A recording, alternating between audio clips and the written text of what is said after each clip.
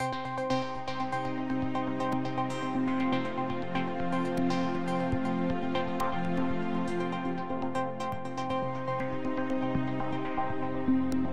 TV station in Boston airs a story about a library that sent a police sergeant to collect overdue library books from a 5-year-old girl. The Associated Press reports on a 70-year-old woman in Utah who was wrestled to the ground and arrested for failing to maintain her lawn in accordance with city standards. The Autotech blog of MSNBC runs a public interest story about the latest must-have gadget for local police stations around the country: 10-person, 16,000-pound armor-plated tanks that are paid for by the federal government. One of the greatest problems in talking about the police state is that all such discussion of the subject is hampered by the lack of a clear-cut definition. Given the public's own ignorance of the true nature and function of a police state, story after story after story of intolerable levels of official oppression, secret illegal surveillance, and increasingly sophisticated technology for tracking, apprehending, incapacitating, and even killing dissenters can be dismissed because these stories are reported one at a time in a contextless and therefore meaningless way that invites the interpretation that these stories are only warnings of what is to come, instead of signposts of a reality that is already here. Those who seek to sow discord amongst the potential opposition to the growing control of the state over every aspect of the public's lives can confuse and distract those opponents by engaging them in endless dialogue, fretting about what a police state is, whether our society is becoming one, and what the hallmarks of such a state might be. Distracted in this way, the public can be tricked into believing that the police state is some imaginary future possibility, one that will only be realized when menacing troops in brown shirts, red armbands, and jackboots goose-step people into internment camps against their will. The technique is devastatingly effective because people can become caught up in pointing at this or that story of police brutality or government surveillance as signs of a police state that onlookers are always expecting. In reality, the police state is already here. And to understand this, we need look only at the decades-long history documenting the step-by-step construction of this system. For many, the classical image of a police state comes from works of dystopic science fiction. These imagined police states tend to contain certain key elements that immediately let the reader or viewer know that the characters exist in a totalitarian society. They are ruled over by powerful, authoritarian governments. Surveillance, spying, and snitching are used as ways to keep people from rebelling against the government. Laws are arbitrary, and punishments immediate. And the laws are enforced by a menacing, militarized police force. In the United States, the militarization of the police force began in earnest in 1969, when the LAPD deployed the first SWAT team in a shootout with the Black Panthers. Since that point, SWAT teams have evolved into paramilitary forces equipped with tanks, stun grenades, and submachine guns. Although they were originally touted for their ability to respond to extremely dangerous and unusual situations such as hostage takings and counter-terror operations, they are now routinely deployed for everything from domestic disturbances to gambling raids. The willingness of police departments to use their SWAT teams has even led to a new form of prank called swatting, where people call in fake emergencies to get SWAT forces deployed on their victims. Around 9:30 Wednesday night, more than a dozen cops and a SWAT unit swarmed an apartment at this North Salinas apartment complex. A 911 call had been made of 3 men armed with AK-47s trying to break in. However, when officers arrived, we found that it was actually a bogus call that had been sent through a computer system to our 911 operators. Also in the 1960s, the US government began working on a series of continuity of government plans to ensure order during times of so-called civil disturbances. One of the best-known such plans from that era, Operation Garden Plot, envisaged military and National Guard members being deployed to police the American public in the event of a riot or uprising. This plan became the template for future contingency planning, carried on in the 1980s by Donald Rumsfeld and Dick Cheney at the behest of the Reagan administration.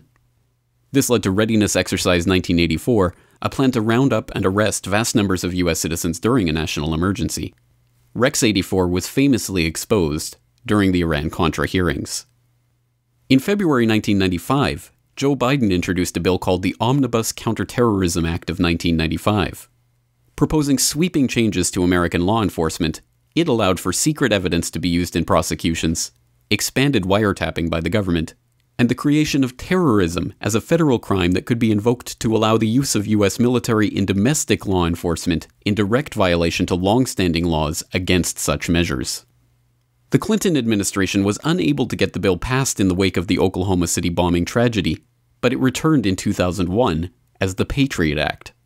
Senator Biden even bragged that his 1995 bill was in large part the Patriot Act's forerunner. In the wake of the Patriot Act, all crimes and even misdemeanors could be treated as acts of terrorism, and civil liberties were greatly eroded. Amanda, we understand that because this case falls under the Patriot Act, a lot of the usual rights for defendants not available here. That's right, David. The Patriot Act was created after 9/11. It allows federal agents to investigate suspected cases of terrorism swiftly in order to better protect our country. But one Granville County mother says it gives the federal government too much leeway. Her son was taken into federal custody 2 months ago. She can't get him out, and she can't get any answers. Meanwhile, the Bush administration was setting up the Department of Homeland Security and expanding a covert surveillance program that illegally captured the personal phone calls, faxes, and emails of ordinary Americans without a warrant. In 2007, the Bush White House issued National Security Presidential Directive 51, a national continuity policy giving the president sweeping new powers in the event of a national emergency, itself declared by the president. When asking to see the classified version of the plan to understand precisely what powers the president was claiming for himself, Representative Peter DeFazio of the U.S. House Committee on Homeland Security was told he did not have clearance to read the document. They introduced a little sketchy public version that's clearly inadequate and doesn't really tell us what they have in mind. But they said, don't worry, there's a detailed classified version. But now they've denied the entire Homeland Security Committee of the United States House of Representatives access to their so-called detailed plan to provide for continuity of government. They say, trust us. In 2008, it was revealed that InfraGard, an FBI program started in 1996, had deputized over 23,000 members of private industry to work with the Department of Homeland Security in protecting national infrastructure against terrorist threats. Two program whistleblowers testified that they had been given shoot-to-kill powers in the event of martial law. In 2009, it was revealed that Boy Scouts were being trained by U.S. Customs and Border Patrol in simulated terrorism drills and border confrontations. In 2010, the Department of Homeland Security announced an expansion of its campaign, If You See Something, Say Something, which includes televised messages being played in department stores and hotels across the country, encouraging members of the public to snitch on each other. That's why I'm pleased that Walmart is helping to make our communities more safe and secure. If you see something suspicious in the parking lot or in the store, say something immediately. Report suspicious activity to your local police or sheriff. If you need help, ask a Walmart manager for assistance. Thank you for doing your part to help keep our hometowns safe. Seen in this context, we can properly understand that the police state is not some distant, far-off possibility. On the contrary, the legal, technical, and bureaucratic infrastructure for a system of outright state control under a unitary executive has been carefully laid over the course of decades, not just in America, but in country after country around the globe. And it's only in this context, with the police state as a present reality rather than a future possibility, that we can start to assemble the pieces of the police state puzzle that have been scattered out in front of us over the past 10 years. Just on a personal level, what was your reaction to learn that law enforcement officials, according to this source, are analyzing the numbers that you dial, presumably in an effort to track down your other confidential sources? Well, you know, I guess in an abstract way, I always thought that was likely or possible. But once I actually heard this specific information, and this person knew a couple of specific calls, it was truly alarming and made you think, well, my gosh, what are we going to do about this? I mean, it means a lot more in-person visits. I'm working on a big story now with people who are confidential sources inside the Federal Air Marshal Service. They were all alarmed that they might be exposed as talking with me in violation of rules, so it's of great concern. Usually news media is told to stay behind or in front or next to the line of skirmish. They let us know. Nothing. I am helping her move her. She can't see you. Move her back away from the skirmish line or you're under arrest. This way. You can't do that. You cannot do that. You know that. Go this way. Come on. No, they ain't just pushed out of the way. They then move into the park where, remember, there's a rally going on. From the other side, photographers who had no idea what was coming at them.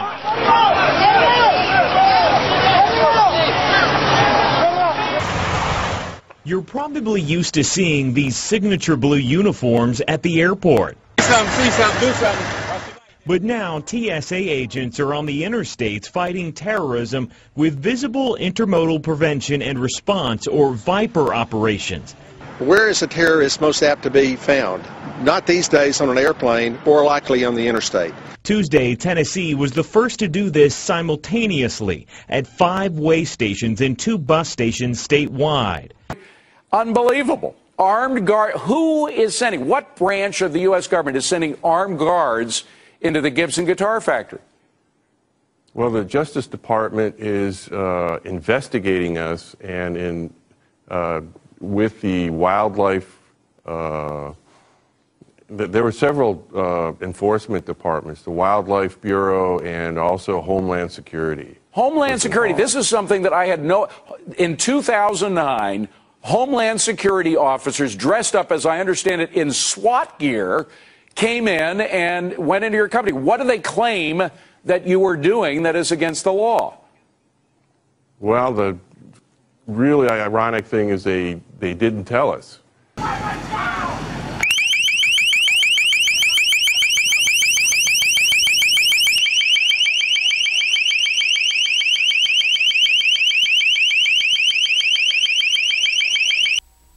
The picture that is painted when one really looks at this information is bleak, but it is far better to understand the police state reality that exists than to fret about whether or not it is coming. For in reality, the police state is not an entity, not some monolithic thing, or a state of existence that only has an on or an off position, but a process, a spectrum, something that always exists to one extent or another. Once this process is understood for what it is, the question is no longer whether or not this or that atrocity against liberty is a sign of a police state, but why we would ever tolerate such atrocities in the first place.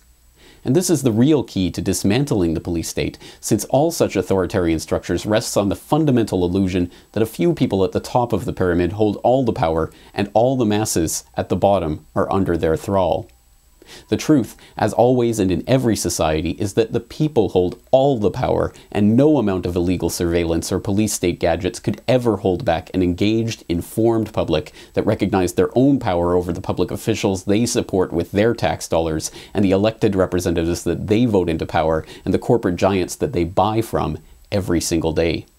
Once that illusion is shattered, and the people realize that the pyramid is inverted with the mass of the people threatening to crush the few at the apex at any given moment, the police state loses its power. This video is brought to you by the subscribers of BoilingFrogsPost.com. For more information on this and other topics, please go to BoilingFrogsPost.com. For more information and commentary from James Corbett, please go to CorbettReport.com.